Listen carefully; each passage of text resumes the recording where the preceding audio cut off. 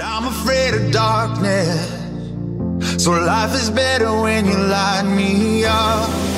And I'm ashamed of all of my mistakes, for heaven's sakes, I've been swinging from the rafters. And I don't know if I got what it takes, for heaven's sakes, throw me out with all them bastards.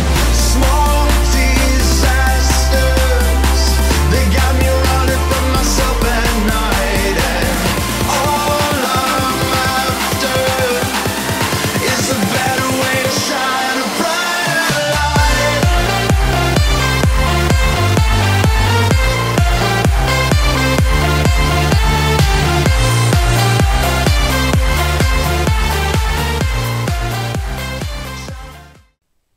Fala pessoal, e aí? Tudo na paz, né? Tudo tranquilo, 100%. Vamos que vamos, galerinha! Agora, muito prazer, né? Para quem não me conhece, sou o professor Leonardo Martins. Vamos fazer aqui, tá, pessoal? Uma revisão rapidinha aqui, tá? Para a GM de Americana, que eu acho, tá, pessoal? Que é a GM que paga melhor, né? No Brasil, eu acho, né? Um salário de 8K, 8 mil, meu irmão. Realmente não tá um salário ruim não, hein? E aí, tá preparado para ganhar 8 mil? Queridos, vocês vão encontrar uma prova de língua portuguesa, assim, bem basiquinha, né? Mas básico do jeito que eu falo não quer dizer fácil, não. Quer dizer uma prova que não inventa, com questões diretas. Ele quer aquilo ali e pronto. É direto ao ponto. Cobrando ali regras gramaticais que muitas vezes a gente quer só aprender como escreve e tudo, né? E muitas vezes a prova ela cobra o que é isso, né? O que é um substantivo concreto? O que é um advérbio de intensidade? Né? Marca a opção que tem um advérbio. Questões assim, às vezes, muito diretas, né? Tem gente que gosta, porque quando sabe, é mais rápido para fazer, né? A gente faz de uma forma mais ágil, né? Porque você sabe, vai lá, marca a opção correta e pronto. Mas quando não sabe, não tem assim, né, a opção de você interpretar, ter um raciocínio melhor, porque é uma questão muito direta, né? Ou você sabe a regra, ou você não sabe, né? Mas vamos lá. Pessoal, a sua prova, né, normalmente vem aqui com um textinho, né? E você tem que pegar, ajeitar aqui um pouquinho. Você tem que pegar esse texto, tá, pessoal? E entender que você vai ter ali cerca de 3 questões, né? 30% da prova. São de questões de interpretação, tá vendo? Como a questão 1, aqui a questão 2 também, a questão 3. Já a questão 4, tá, pessoal? Você tem ali, né, já uma questão, né, que é uma questão em que ele vai cobrar ali um sinônimo de uma palavra, já não envolve tanta interpretação textual, beleza? Depois você tem a questão 5, né, que aí já é uma questão também, né, com o antônimo da palavra, beleza? Aí depois você vai ter aqui a questão 6, olha lá, tá vendo? Já não depende mais do texto, tá certo? E aí tá, pessoal, são questões assim muito diretas e que muitas vezes a gente não perde nem muito tempo, não tem muito o que pensar, né? A gente vai perder tempo sim, para fazer as questões aqui de texto, né? As questões de interpretação e as duas últimas lá, né? Que fala aí um pouquinho sobre a parte gramatical, né? Análise aí da crase e tudo mais, né? Mas vamos lá, vamos entender como que isso funciona. Vou ler o texto aqui para a gente fazer, né, as questões 1, 2 e 3, beleza? E aí, pessoal, eu gosto sempre de dar uma passada de olho nas questões para a gente já saber o que o texto tá querendo, o que a questão está querendo, para a gente já ir na parte direta lá do texto, né? Diz assim, ó, de acordo com o autor do texto, analise os itens a seguir e ao final assinale a alternativa correta. Dante foi acusado de assassinar Júlio César. A gente tem que ver que isso está certo ou não. Brutus e Cássio eram amigos pessoais de Judas Iscariotes. E Brutus e Cássio sempre apoiaram Júlio César. Vamos ver aí, né? De acordo com o autor, vamos analisar. Ó, Brutus e Cássio, os assassinos de Júlio César. Quem foram os assassinos de Júlio César? Brutus e Cássio. Então, o assassino de Júlio César, Brutus e Cássio. Então, a número 3 ali, tá, pessoal, tá dizendo que sempre apoiaram, né?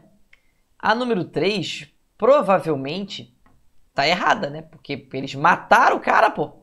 Como é que eles sempre apoiaram se eles mataram o maluco? Então a número 3 provavelmente é incorreta, né? Mas vamos lá, né? Brutus e Cássio, os assassinos de Júlio César, aprenderam do jeito mais difícil que o pior lugar do inferno é ocupado por aqueles que desprezam o imperador.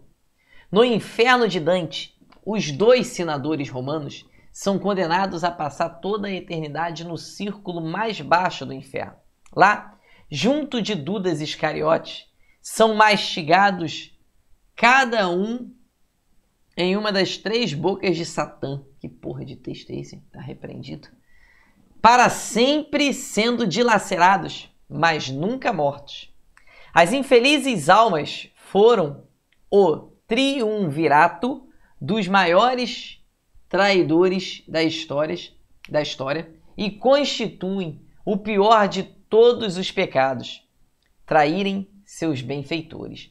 A referência de Dante aos romanos não foi feita por puro efeito literário. Ele e seus conterrâneos italianos ainda sofrem com a morte de Júlio César. Júlio César, né, que foi morto por Brutus e Cássio. Beleza. Mesmo 1300 anos depois. É suposto que, caso ele não tivesse morrido, a Itália nunca teria se fracionado em pequenas cidades-estado, como foi na Idade Média, e talvez ainda tivesse o poder global em suas mãos. Apesar de seu sucesso, Júlio César não era um homem de carreira militar. Esta só começou bem depois, como um produto de sua ambição e fidelidade a Roma. No entanto, sua abordagem implacável e superioridade estratégica foram continuamente comprovadas. O Império Romano se expandiu ao norte até a Inglaterra e ao sul até o Egito. Ao contrário de Aníbal, sua perspicácia política se equiparava à sua habilidade militar. César foi capaz de transformar suas vitórias no campo de batalha em expansão política e um governo permanente que durou por séculos após sua morte. Tal é o legado de um homem cujo poder era tão amplo que até mesmo o fundador do cristianismo reconhecia que ele controlava os domínios políticos da terra. E aí vamos ver, né, pessoal? Ele diz que Dante foi acusado de assassinar Júlio César. Não! O inferno de Dante, né, que é o nome lá do negócio, né? Referência de Dante aos romanos. Em nenhum momento falou que Dante foi acusado. Quem assassinou foi Brutus e Cássio. Então, nada disso foi dito no texto. Onde tem um como verdadeira, né, você vai eliminar. Onde tem a 3 como verdadeira, você também vai eliminar, porque Brutus e Cássio não apoiaram Júlio. Brutus e Cássio, né, pessoal? Brutus e Cássio, eles mataram Júlio, né? Os assassinos de Júlio César. Então você tem só a 2 como verdadeiro, ou nenhuma é verdadeira, né? E ele diz que Brutus e Cássio eram amigos pessoais de Judas Iscariotes. De jeito nenhum, pessoal. Em nenhum momento isso foi dito no texto. E quando ele citou Brutus e Cássio, ele só quis dizer que Brutus e Cássio foram os assassinos de Júlio César. E eles aprenderam do jeito mais difícil que o pior lugar do inferno é ocupado por aqueles que desprezam o imperador.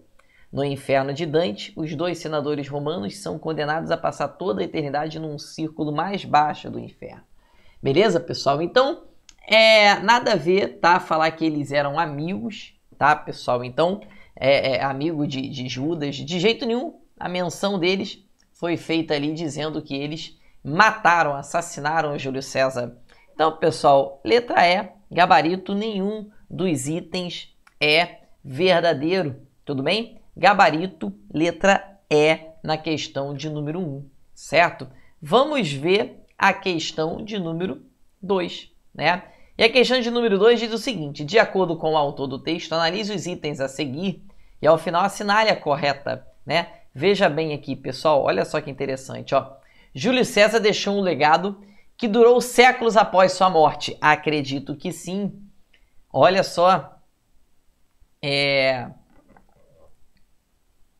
Cadê aqui, ó? Olha o finalzinho aqui, ó. Tal legado de um homem cujo poder era tão amplo que até mesmo o fundador do cristianismo reconhecia que ele controlava os domínios políticos da terra. Vamos ler aqui, tá, pessoal? Porque tem uma parte que ele fala aqui que eu nem lembro bem onde estava, mas estava aqui, ó. O Império Romano se expandiu ao norte até a Inglaterra e ao sul até o Egito, ao contrário de Aníbal. Sua perspicácia política se equiparava à sua habilidade militar. César foi capaz de transformar suas vitórias no campo de batalha em uma expansão política e um governo permanente que durou séculos após a sua morte. Perfeito. A 1 está ok. A 1 aqui é verdadeira. Então pode ser a letra A, não pode ser a B, não pode ser a C, pode ser a letra D e todos os itens podem ser verdadeiros. Ele diz que Júlio César era amigo pessoal de Aníbal. Bom, o único momento em que ele citou Aníbal foi aqui, né? E ao contrário de Aníbal, sua perspicácia política se equiparava à sua habilidade militar. Pessoal, em nenhum momento foi dito aqui que ele era amigo de Aníbal. Pelo contrário, o que a gente subentende ali é que Aníbal foi um líder, né? Um político que não foi muito bom. Porque ele falou que, ao contrário de Aníbal, sua perspicácia política se equiparava à sua habilidade militar. Ou seja, parece que Aníbal não era tão perspicaz assim, né? Então a segunda está incorreta, tá, pessoal? Mas então a gente elimina, porque nem todos são verdadeiros, né? Então a 1 é verdadeira somente, ou a 1 e a 3. E ele diz que Júlio César fundou o cristianismo. Ah, pessoal, gabarito com certeza, sem dúvida nenhuma, o gabarito vai ser a letra A, porque em nenhum momento foi dito aqui que ele fundou o cristianismo, né? Até mesmo tal legado de um homem cujo poder era tão amplo que até mesmo o fundador do cristianismo reconhecia que ele controlava os domínios. Quem era o fundador? Não sei, mas esse fundador reconhecia que Júlio César, ele controlava os domínios políticos da terra, né? Pessoal, gabarito, letra A, somente a 1 é verdadeira. Veja que são questões de interpretação que nem dão tanto trabalho assim. Normalmente, tá, pessoal, as provas dessa nossa Avança São Paulo, né, Avança SCP, né, ela é bem direta. Ou você sabe ou não sabe, aí, meu irmão, fica bem esquisito mesmo, né? E aí depois você tem a número 3 aqui, né? Terceira questão que vai tratar aqui diretamente do texto, beleza? E aí diz o seguinte, de acordo com o autor do texto, analise os itens, é a mesma história de sempre, né? E ele disse aqui, acredita-se que Júlio César tenha sido responsável pela divisão da Itália em várias cidades-estado. Bom, eu li algo sobre isso aqui. E ele diz que é suposto que, caso ele não tivesse morrido, a Itália nunca teria se fracionado em pequenas cidades-estados. Pessoal, a Itália só foi fracionada em... Olha aqui, ó. A gente subentende aqui que a Itália só foi fracionada em pequenas cidades-estados após a morte de Júlio César. Logo, ele não foi o responsável por isso, né? Então, a 1 está incorreta. Você só vai eliminar a letra A, né? Porque ele fala que apenas o 2 é verdadeiro, apenas o 3, apenas o 2 e o 3 é verdadeiro. Então, sob seu comando, o Império concentrou-se apenas no território europeu. Acredito que não, porque ele disse aqui que ele controlava os domínios políticos da terra. Então não fala que se concentrava só no domínio europeu. Então a número 2 parece que também está incorreta. Então você elimina aqui e elimina aqui também. Então vai ser somente a 3 ou nenhuma verdadeira. E ele diz que Júlio César viveu no auge da Idade Média. Vamos ver se foi algo dito aqui né? Eu não vi nada dizendo que Júlio César viveu no auge da Idade Média, né? Isso aí, no auge da Idade Média. Vamos ver, eu não lembro de ter visto nada sobre isso, né? Vamos lá junto de Judas Iscariote, são mastigados cada um em uma das 3 bocas de Satã, para sempre sendo dilacerados, mas nunca mortos. As infelizes almas formam o triunvirato dos maiores traidores da história e constituem o pior de todos os pecados, traírem seus benfeitores. A referência de Dante aos romanos não foi feita por puro efeito literário. Ele e seus conterrâneos italianos ainda sofrem com a morte de Júlio César, mesmo 1300 anos depois. É suposto que, caso ele não tivesse morrido, essa Itália, né? Apesar de seu sucesso, Júlio César não era um homem de carreira militar. Esta só começou bem depois, como um produto de suas ambições e fidelidade a Roma. Pessoal, em nenhum momento no texto a gente encontra que ele viveu no auge da Idade Moderna. Você não pode, né, inferir isso do texto. Em nenhum momento foi dito isso no texto e em nenhum momento, né, foi dito algo parecido, né? Então, mais uma vez, nenhuma das opções é a opção verdadeira, beleza? Então, vamos lá, recapitulando. Olha aqui, ó. Na número 1, né? Nenhum dos itens foi verdadeiro, tá? Na número 2, né? Somente um. E aqui, né? Normalmente não acontece isso, né? Normalmente não é tudo errado e nem tudo certo. Mas a gente viu que em 2 ocasiões aconteceu de estar, né, tudo verdadeiro, né? Então, não desconfie se você, no dia da prova, encontrar uma opção que vai estar lá, tudo falso. Ou talvez, sei lá, pode acontecer com tudo verdadeiro também. Já viu que é um perfil da banca cobrar assim, beleza? E, cara, todas as questões de interpretação dessa banca são muito parecidas. Dão opções, pede para você marcar se essas opções estão verdadeiras ou se essas opções estão falsas, beleza? Queridos, gabarito aqui, tá? Letra E, mais uma vez, beleza?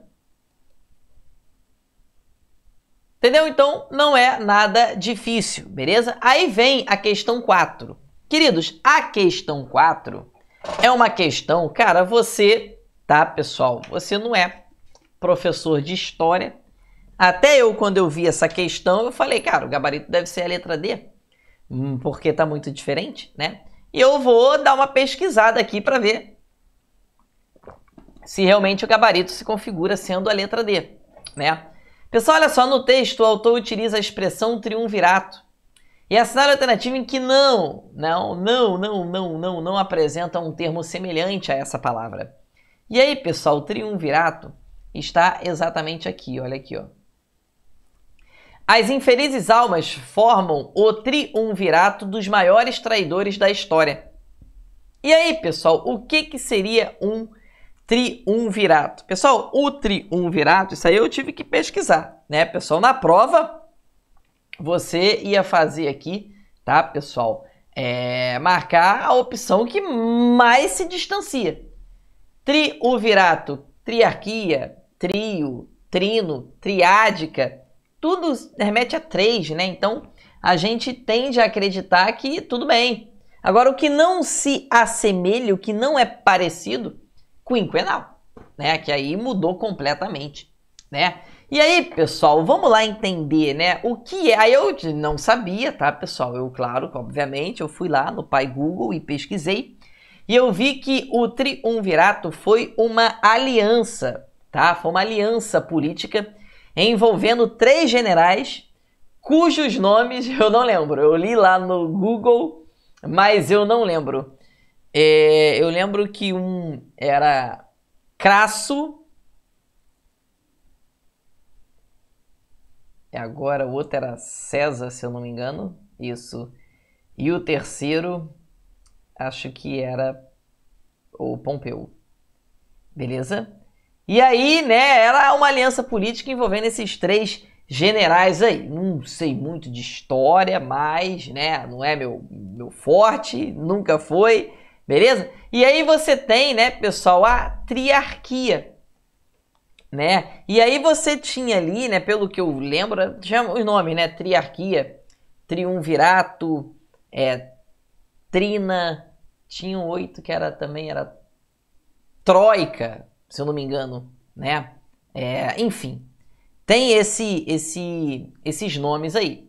Cara, você não sabe nada de história, mas não precisa, pô. Tudo ali remete a algo que era 3, né?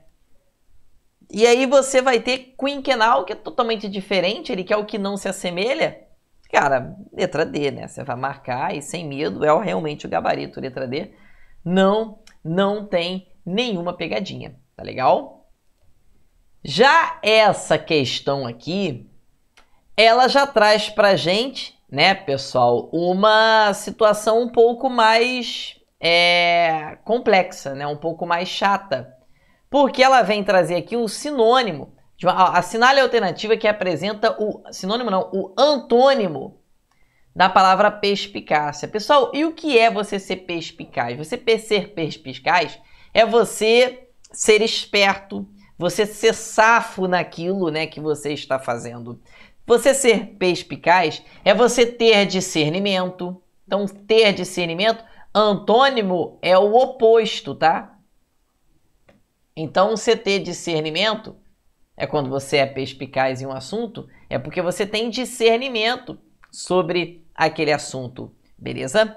Você ter lucidez sobre aquele assunto.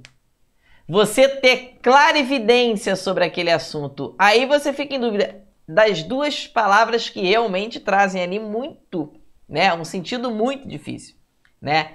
Que é cachimônia. Beleza? Que eu não sabia o significado de cachimônia, juro por Deus, eu não sabia.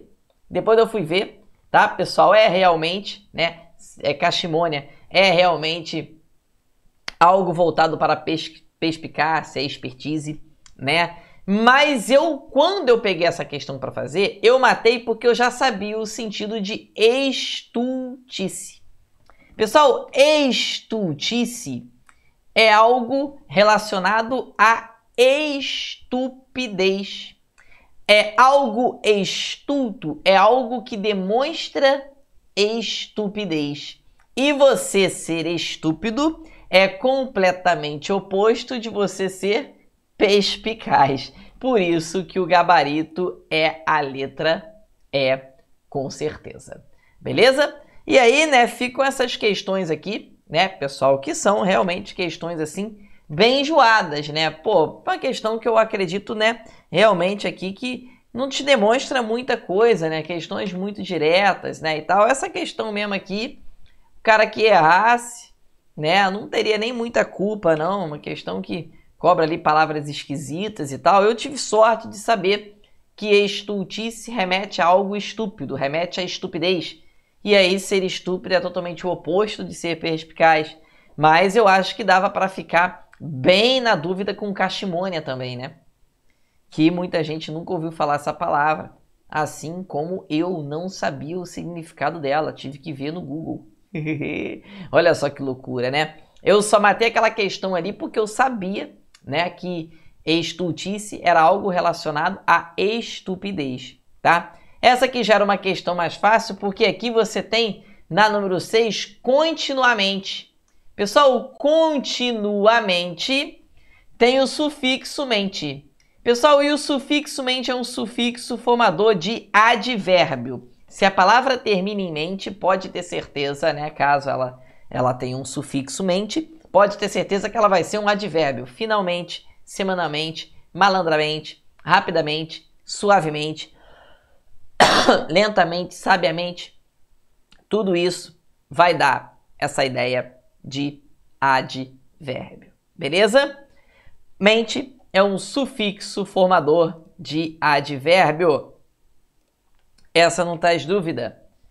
E aí a questão 7, que é outra questão também que Deus me livre, tá, pessoal? Questão muito chata de fazer, né? Porque aqui você tem, no que se refere aos adjetivos pátrios, analise os itens a seguir e ao final assinale a alternativa correta. Pessoal, Vitória. Quem nasce Vitória é vitoriense. Tá certo, né? Isso aqui tá certinho. Então a 1 tá verdadeira, somente a 2, somente a 3. ou nenhum, não. Então, o A1, tá, pessoal? Ou A1 e A2, né? Que seriam verdadeiros ali, nessa opção. E aí depois você, São Luís, quem nasce em São Luís é ludovicense. Queridos, por incrível que pareça, é isso mesmo, tá? Quem nasce em São Luís é ludovicense. Infelizmente é porque é, né? Agora, quem nasce em Belo Horizonte, não. É Belo Horizontino, não Belo Horizontense, não, né, pessoal? Então, 1 e 2 aqui, tá, pessoal, são verdadeiras, mas infelizmente, né, não há muito o que se trabalhar nessa questão, né? Por que quem nasce no Espírito Santo é capixaba? É porque não há muita explicação, não tem o que fazer muito rodeio, infelizmente a nossa prova é assim, né? E, enfim, eu não concordo com provas desse tipo, mas é a nossa banca, você quer ganhar aqueles 8 mil, então, meu irmão, você vai realmente encarar uma prova que muitas vezes não é uma prova justa. Uma questão dessa aqui não demonstra muito conhecimento, não, tá? Infelizmente. É igual aqui, né, pessoal? Olha só que questão tranquila, né? Ele diz aqui, pessoal, não representa um advérbio de dúvida. Pessoal, acaso você passe na prova, se você passar na prova, esse acaso dá uma ideia de dúvida. Eu não sei se você vai passar. Porventura dá essa ideia de dúvida. Talvez, quiçá, né? Quiçá dá essa ideia de dúvida, né? É o maior curso do Brasil, quiçá das Américas, em carreiras de guarda municipal. Quiçá das Américas, talvez das Américas. Acaso, até seja das Américas. Porventura, talvez até das Américas. Mas, pessoal, afinal, não dá ideia de dúvida, né? Então ele quer o que não apresenta essa ideia de dúvida. E o afinal, pessoal, né? Você vai ter ali, afinal, ele realmente chegou aonde desejava chegar, né? Ou seja, afinal, ele realmente chegou aonde desejava chegar, não tem nenhuma ideia de dúvida ali, né? Dúvida seria talvez, né? Seria ali, quem sabe, né? Seria uma locução, né? Adverbial de dúvida, o quiçá, o acaso, né, pessoal? Ali você teria o advérbio de dúvida. Advérbio, existe advérbio de tudo, né? Existe advérbio de dúvida, existe o advérbio de certeza, né? Certamente, com certeza, de certo. Existe o advérbio de afirmação, sim, né? Com certeza. Existe o advérbio de negação, né? Não, pode ter ali um nunca, jamais, né? Então, pessoal, enfim, né? Tem jeito, direto e vai embora. Aí aqui sim, uma questão que, né, vem um pouquinho mais legalzinho, uma questão que dá pra gente brincar mais um pouquinho, né? Que ele diz que no que se refere aos pronomes, analise os itens a seguir. Ele fala que os pronomes pessoais do caso reto exercem a função de sujeito. Pronome pessoal do caso reto: eu, tu, ele, nós, vós, eles. E os pronomes pessoais do caso reto, realmente, tá, pessoal, servem para ser sujeitos da frase. Por exemplo, né, eles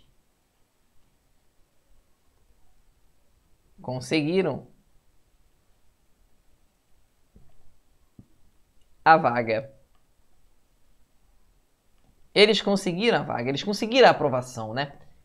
Quem é que conseguiram? Eles. Eles é o sujeito. Pronome pessoal do caso reto, exercendo a função sintática de sujeito, a 1 é verdadeira.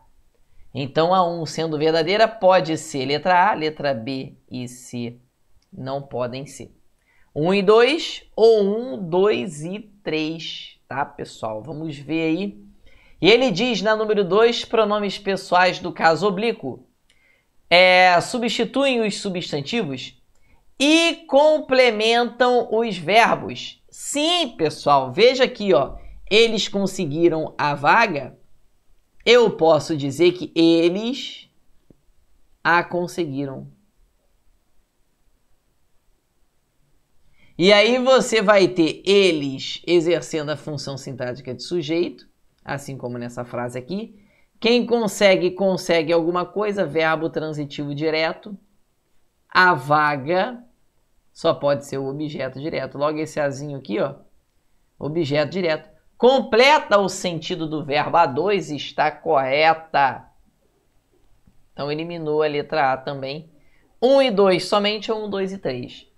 Aí ele diz que pronomes como o, a, os, as, lo, lá funcionam somente como objeto indireto. Mentira. Olha aqui, ó. Eles funcionam como objetos diretos. Então essa está incorreta, gabarito, letra D de dado, certo? A gente vai passar alguns segundinhos, mas vamos fazer a última questão, porque a última questão é a única que realmente, né, traz para a gente aqui, né, uma questão até legal que envolve a crase, né, pessoal? E ele diz que ele quer a correta. Sairemos às 4 horas da manhã.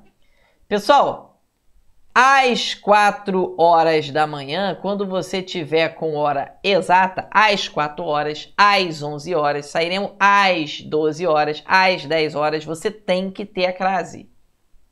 Porque você tem a preposição a com o artigo a. Tanto que se você falasse meio-dia, você faria sairemos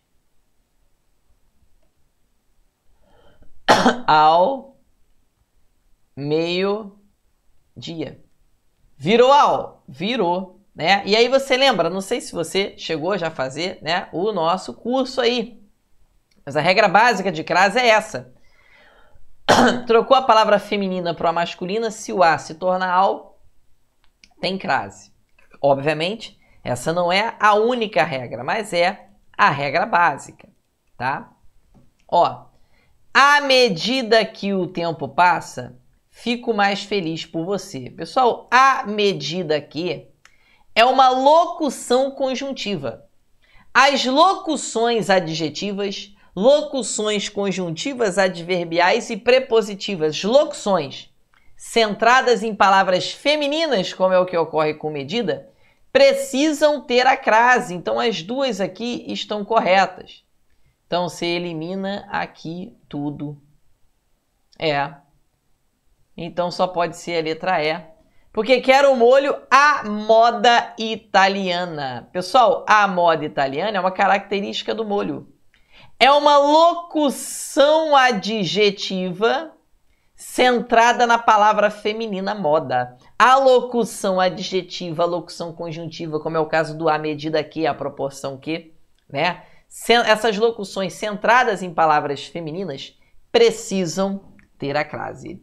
Tudo bem? A gente vai fazer, tá, pessoal, uma outra revisão ainda sobre a prova, mas não tem para onde correr. Essa prova, infelizmente, não tem muita coisa para você analisar, não tem muita coisa para se explicar dela, tá? É uma prova muito direta, cobra questões assim que realmente não demonstram muito do candidato. Poderia realmente ser uma prova bem melhor, uma prova bem mais interessante de ser resolvida, mas infelizmente ela é dessa forma. E o que a gente tem que fazer, né, é ter até um pouco de sorte na hora da prova de você saber o significado da palavra que ele vai cobrar, né, ali algum antônimo, enfim. É o que tem para hoje. Fazer o quê? Infelizmente, né, a prova, a nossa banca é assim. E a gente vai fazer uma outra revisão ainda, só para você ver como as provas são realmente muito parecidas. Então faça aí as provas anteriores para você dar uma treinada e já saber como que virá a parte de língua portuguesa na sua prova. Tudo bem? Fique com Deus, tamo junto e até a próxima.